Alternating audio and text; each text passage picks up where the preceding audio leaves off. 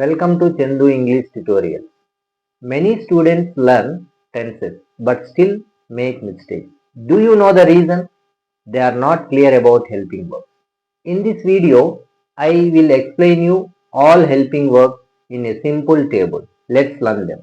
Helping verbs. What are called helping verbs? The verbs that helps the main verb is called the helping verb. So, సహాయక క్రియలు అని అంటాం. So, for example, I am going to the temple. So, in this sentence, am is called the helping verb. So, this am helping the main verb going to get the meaning. So, without helping verb, there is no meaning to the main verb here. If the main verb want to get meaning, compulsory we must use am. ఇక్కడ am అనేటువంటిది లేకుండా ఈ వాక్యానికి అర్థం అనేది రాదు. am లేకుండా చదివినాం అనుకోండి, I going to the temple అని వస్తుంది. There is no meaning to that. That's why helping verbs helps the main verb in getting the meaning. So there are 25 helping verbs in English. They are divided into two types. Number one, principal helping verb, model helping verb అని రెండు రకాలుగా విభజించడం జరిగింది అన్నమాట. So principal helping verbs are again divided into three types.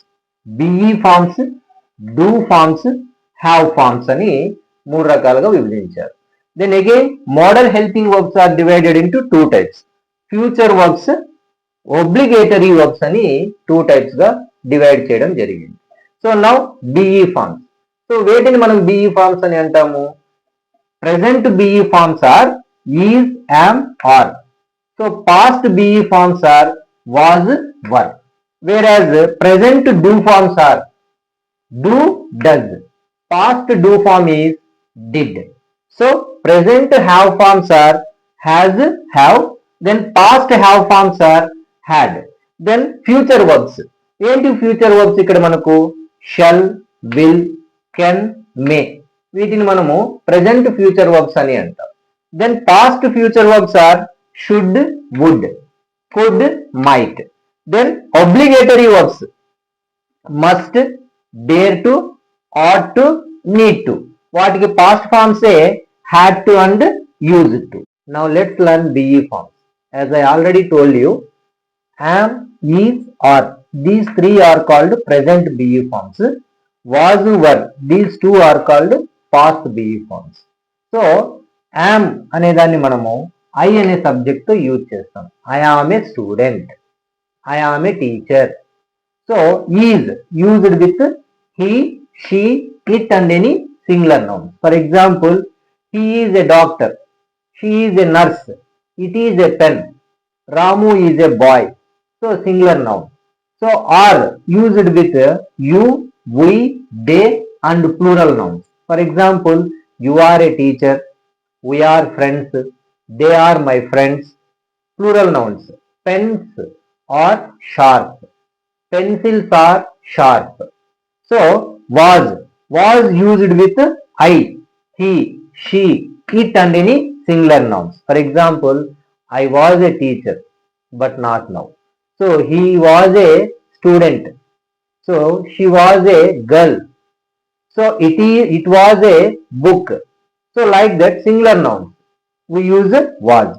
Then again were is used with you, we, they and any another plural forms.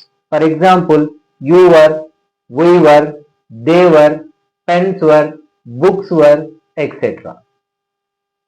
Now let's learn about do forms. So do forms means here do, does, did. These three are called the do forms. So do, does are called present do form, whereas did is called the past do form. So do is used with these subjects I, we, you, they and any plural forms. For example, I do, we do, you do, they do, pens do. Pens is a plural form.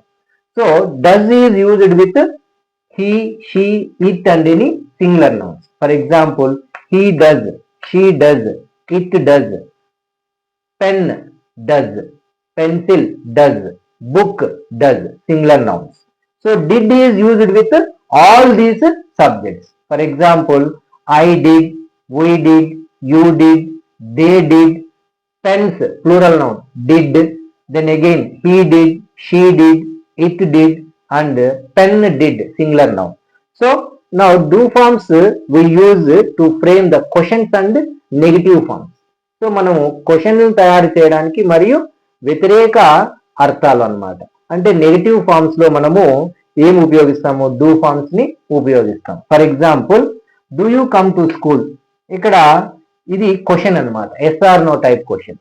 Again does he play, ఇది ఒక question అన్నమాట.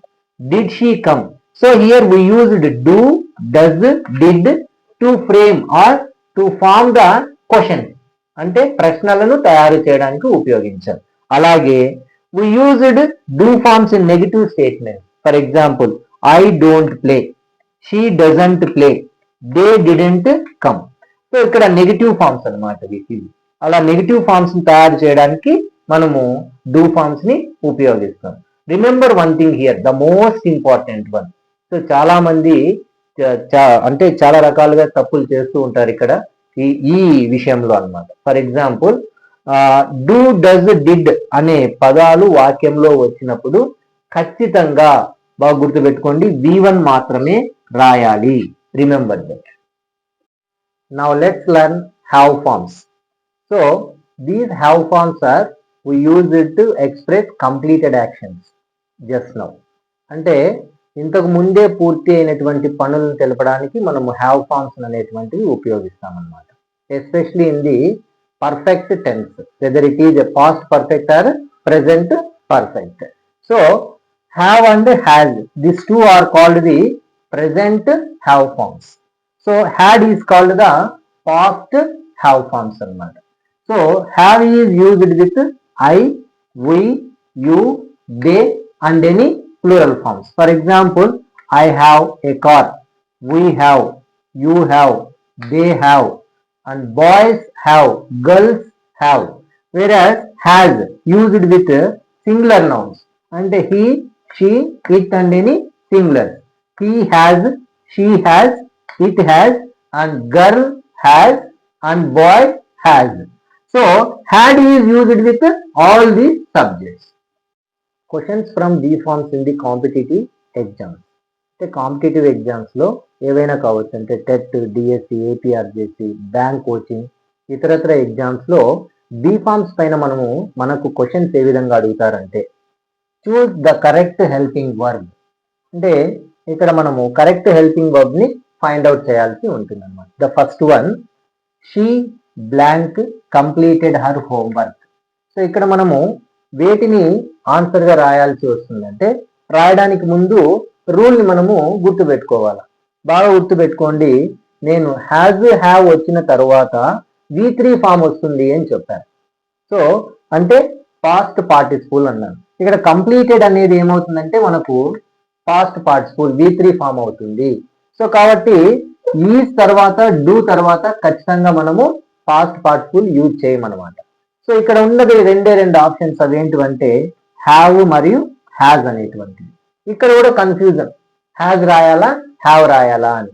So మీకు నేను the forms explain చేసినప్పుడు చెప్పాను, use have with I, we, you, they. Use has with he, she, it and any singular names. ఇక్కడ మనకు she అనేది నేను చెప్పిన లిస్ట్ లో ఉంది కాబట్టి షీ హ్యాజ్ అనేటువంటిది మనకు కరెక్ట్ ఆన్సర్ అవుతుంది. She has completed her homework. అలాగే నెక్స్ట్ ఎగ్జాంపుల్ తీసుకోండి, they blank in the class room yesterday. So ఇక్కడ మనకు క్లూ వర్డ్ ఎస్టర్డే ఉంది, అంటే గడిచిపోయినా అని, telling us about the past tense అన్నమాట. ఇక్కడ చూడండి, ఆర్ ఇది ప్రెసెంట్ లో ఉపయోగిస్తాం, ఈజ్ ప్రెసెంట్ లో ఉపయోగిస్తాం, హ్యావ్ అనే తర్వాత ఖచ్చితంగా V3 రావాలా, ఇక్కడ V3 ఫామే లేదు. సో కాబట్టి ఉన్నటువంటి ఒకే ఒక ఆప్షన్ ఇంకోటి ఏముంది అంటే వర్న్ అన్నమాట. సో ఇక్కడ దే అనేది ప్లూరల్ ఫామ్ కాబట్టి మనము వర్న్ అనేది యూజ్ చేస్తాము. సో ఇక్కడ ఎస్టర్డే అనేది పాస్ట్ టెన్స్ కాబట్టి they were is the correct answer. So they were in the class room yesterday. So third తీసుకోండి, blank you know the answer అని ఇచ్చారనమాట. ఇక్కడ మనము has you, does you, do you, had you. So బాగా గుర్తుపెట్టుకోండి, నేను does, do, did అనేటువంటి helping verbs గురించి చెప్పినప్పుడు ఖచ్చితంగా V1 అనేది ఉండాలి వాక్యంలో అని చెప్పాను. సో ఇక్కడ చూడండి, నో అనేది V1 ఇక్కడ మనకు. సో కాబట్టి మనకు ఆన్సర్ ఏమవుతుంది, డస్ గాని డూ గాని అవుతుంది. ఈ రెండింటిలో ఏది రాయాలా అనేది మనకి ఎలా తెలుస్తుందంటే, మీకు ఆల్రెడీ చెప్పాను, use do with I, we, you, they. So ఇక్కడ యూ అనేటువంటిది మనకి సబ్జెక్ట్ గా ఉంది కాబట్టి ఇక్కడ మనం ఏం రాయాలా, డూ అనేది రాయాలా. Do you know the answer. So next last one చూడండి, they blank not attend the meeting yesterday అని ఇచ్చారనమాట. సో ఇక్కడ చూడండి, డూ ఉంది, డస్ ఉంది, డిడ్ ఉంది, హ్యావ్ ఉంది. బాగా గుర్తుపెట్టుకోండి, నేను చెప్పినట్టే ఎస్టర్డే అనేటువంటిది మనకు కంప్లీటెడ్ యాక్షన్ గురించి తెలియజేస్తుంది, అంటే గడిచిపోయినా అని అర్థం అనమాట. సో డూ మరియు డస్ అనేది మనం ప్రెసెంట్ లో వాడితే, డిడ్ అనేది మనం ఎక్కడ ఉపయోగిస్తాము, పాస్ట్ టెన్స్ లో ఉపయోగిస్తాము. కాబట్టి దానికి కరెక్ట్ ఆన్సర్ ఏమవుతుందంటే, they did not attend the meeting. ఇక్కడ చూడండి, డిడ్ తర్వాత అగైన్ మనకి ఇక్కడ ఏమొచ్చింది, V1 అనేటువంటిది వచ్చింది. So if you like my video, please like it and share it. Subscribe my channel for further more videos.